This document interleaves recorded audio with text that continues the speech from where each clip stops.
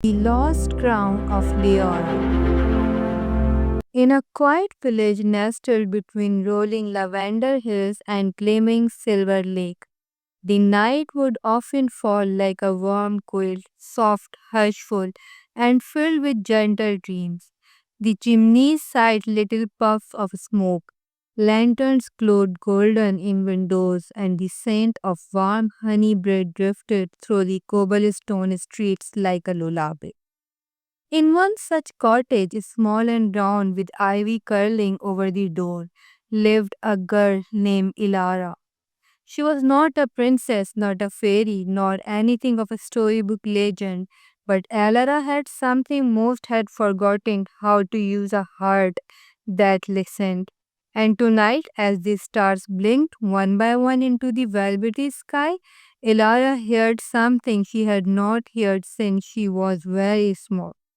A whisper soft and shimmering carried on the wind. Find the crown of Leora. She paused at the window, her teacup warm between her hands, her shawl tucked around her shoulders. Outside the night rustled gently, brushing the tall grasses and stirring the petals of moonflowers. The whisper came again, not frightening, not demanding, just wondering. Find the crown. Elara blinked, her thoughts drifting to the old book her grandmother once read to her on winter nights when snow curled around the cottage like a sleepy cat. The Lost Crown of Leora, it had been called. A tale of a forgotten realm where a crown folk of starlight had once kept the kingdom bright and blooming. But when the crown vanished, so did Leora. Swallowed by mist and memory, everyone had said it was just a bedtime story, a fable meant to send children to sleep with wonder. But Ilara had never quite believed that. That night she could not rest, not with the wind whispering and the star blinking like they knew something she did not. She pulled on her boots, wrapped a woolen scarf around her neck, and stepped outside. The path before her glowed faintly, lit by silver moons and fireflies that twirled like teeny lanterns. Her village slumbered behind her, content and quiet. But Ilara followed the whisper. Past the silver lake where lily pads hummed lullabies, and over the moonlight bridge where owls watched from crook post. She walked until the trees thickened into a forest of dream wood, trees with bark that shimmered like dew and leaves that rustled in lullaby rhythms.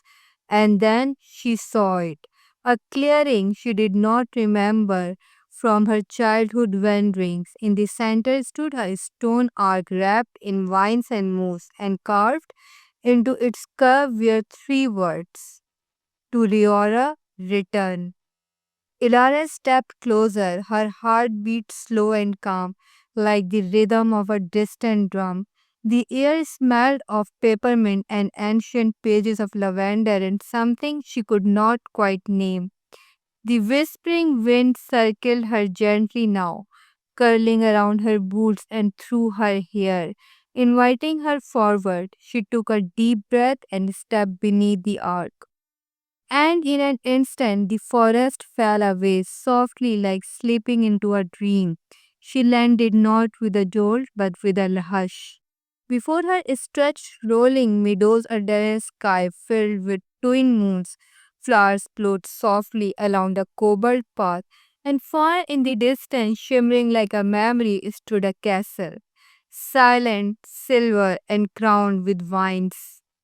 Leora, she had found it. But the crown was still missing. And Ilara knew without being told that until it was found, the kingdom would remain caught in the sleep. She brushed her hands along the glowing petals beside the path and whispered, I will help you find it. Somewhere in the castle, or perhaps hidden among the stars, the lost crown waited, and Ilara, ordinary, quiet, kind hearted Ilara, was now part of this story. As the dreamlike realm of Leora shimmered under the twin moons, She stepped forward, the path unfolding like a lullaby beneath her feet. The path through Leora was quiet but not empty. It was the kind of quiet that hummed softly in your chest like a melody just waiting to be remembered. The flowers that lined the cobbled way swayed gently, though there was no breeze, and from the trees tall silvery ones with bark like crushed pearls, soft lights playing as if the stars themselves had fallen there to rest. Ilara walked slowly, her footstep hushed by the mossy stones. Every so often she had catch a glimpse of something that felt like a memory but not her own. A child laughs echoing from nowhere, a kite dancing above the trees, a lullaby sung in a language her heart understood, though her ears did not. The path led her to a bridge of woven branches and crystals arcing over a river that shimmered in colors she had no name for.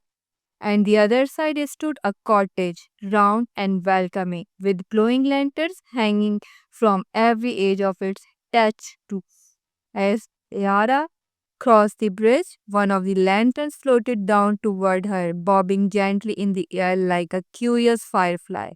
A kind voice called from the doorway. You must be cold, child. Come in. The night here remembers everything, even old bones. Inside, it was warm and lovely. Shelves lined the walls, filled with lanterns of every size and shape. Some cracked, some glowing, some dark as stone. The smell of cinnamon bark, tea, and old parchment filled the air. The lantern keeper was a gentle round man, with a beard that sparkled faintly and eyes that twinkled like dawn. I have been waiting for someone like you, he said, handing her a steaming cup of tea. It's been a long time since anyone crossed the dreaming bridge. Elara sat down by the hearth, watching flames that danced in slow, soothing patterns. I'm looking for the lost crown, she said quietly, unsure why she trusted this stranger, but knowing deep down that she could. The lantern keeper nodded. Ah, yes, the crown of Leora. Starlight Fork and hardbound, it was never truly lost, only hidden until the right heart came to find it. Ilara looked up. Do you know where it is? The old man chuckled gently, as if amused by a memory. I know the first place you must go. The crown lies in pieces scattered through the dreaming corners of Leora. You will need to gather them, one for each of the old elements. He turned and plucked a soft glowing lantern from a high shelf. It was small, shaped like a seashell, and glowed with a pale, calming blue. This one will lead you to the first piece. Follow its light and listen closely. It speaks in dreams. Ilara cradled the lantern in her hands. It was warm, humming faintly. The lantern keeper walked her to the door. Be gentle and be true. The real remember kindness and remember the crown shines with starlight is forged from something much stronger. Memory, courage, and care. The cottage door closed behind her with a soft click, and the path before her shimmered once more. The lantern floated up from her head and began to drift forward, its light casting a soft blue trail through the trees. She followed it, heart steady, footsteps slow and sure. Somewhere in Leora the crown waited, and now so did its first piece. Ilara did not know where the path would lead, but she felt no fear, only a quiet kind of wonder and the peaceful knowing that she was right before she was mean to be. The lantern floated ahead, casting a soft, silvery glow that lit the path like moonlight on snow. Ilara followed in silence, her boots brushing through grass that sparkled faintly with dew, even though the stars still hung in the sky. The trees began to thin, and soon she stepped into a clearing where the world seemed to hold its breath. Before she stretched a vast glistening lake, its water still and smooth as glass, it shimmered with hues and lilac and soft blue, reflecting the sky like a gentle dream. In the center, a single tree stood on a small island. Its leaves were the color of moonlight and moved as if stirred by the music only it could hear. The lantern hovered above the lake's edge, circling slowly, then dipping low over the water. A soft voice echoed, so faint it felt more like a feeling than sound. Elara. She turned, no one was there, but the name had been spoken by the lake itself. She stepped forward, the water rippled gently, inviting her.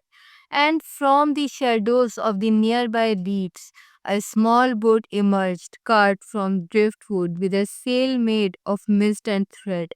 It bobbed gently at the edge of the shore. Without hesitation, Ilara climbed in. The boat responded instantly, gliding soundlessly across the glassy water, following the glowing lantern that hovered like a guardian above. As they drifted closer to the tree on the island, Ilara noticed shapes beneath the water. Soft glimmers of light, memory, she realized. Her mother singing softly as she braided Ilara's hair. The time she stayed up late to count shooting stars from her bedroom window. The moment she let go of someone she loved, tears falling silently into her pillow, the lake remembered. The boat came to rest on the soft edge of the island, and Ilara stepped onto the silvery sand. The tree in the center beckoned, its branches arched like arms ready to embrace.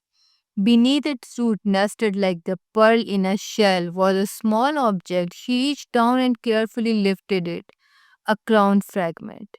It shimmered faintly, cool to the touch but full of warmth inside. Etched into the surface was a symbol, a ripple spreading outward. She felt something stir in her chest, a calm understanding. The piece represented memory, not just her own, but the collective whispers of everyone who had ever dreamed with Leora. The lantern pulsed softly, then began to drift again, pulling her gently back to the boat.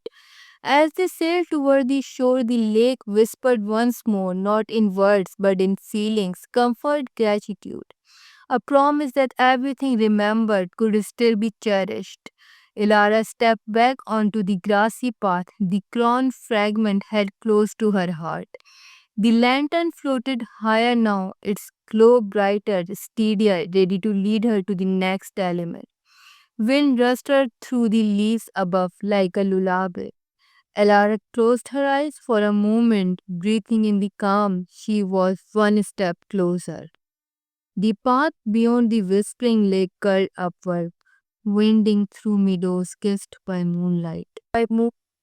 Tiny flowers blinked open as Elara passed, soft blue, pale golds, and faint lilacs, like the land itself was awaking just say to hello. Head, casting long dreamy shadows on the gentle hills. Ilara felt calm but curious. She reached the crest of the next hill, and the world below opened like a sigh. Rolling hills spread out before her, all bathed in the misty glow. But there was not only ordinary hills. They pulsed slowly, almost as if they were breathing. And then she heard a low hum like a lullaby sung by the earth itself. Soothing, ancient, steady, the slumbering hills, Ilara whispered, remembering a story her mother told her, where dreams are planted like seeds and grow while the world sleeps. Where the grass was so soft, it felt like a blanket underfoot. As she walked, she noticed something glinting between the blades. Tiny dream seeds.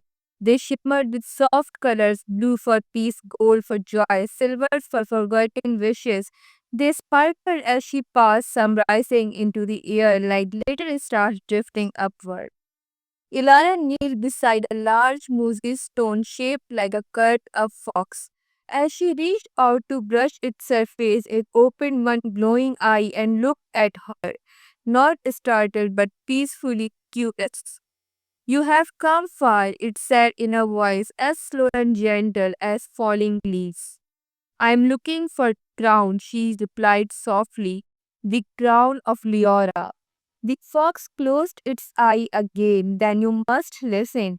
The lantern dimmed slightly, giving way to the quiet hush of the hills.